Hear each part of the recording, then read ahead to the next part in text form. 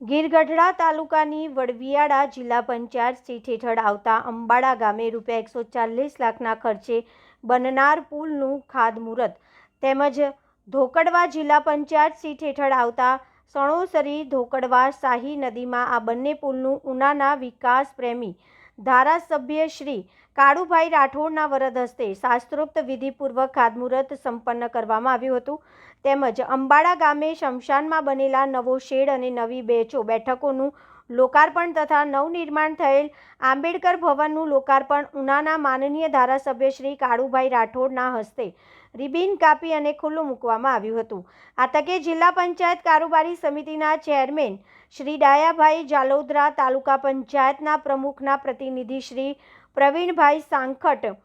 જિલ્લા પંચાયતના સદસ્યના પ્રતિનિધિ શ્રી દકુભાઈ દોમેડિયા, ડાયાભાઈ ગુદારસિયા, તાલુકા પંચાયતના ઉપપ્રમુખના પ્રતિનિધિ શ્રી ભીખાભાઈ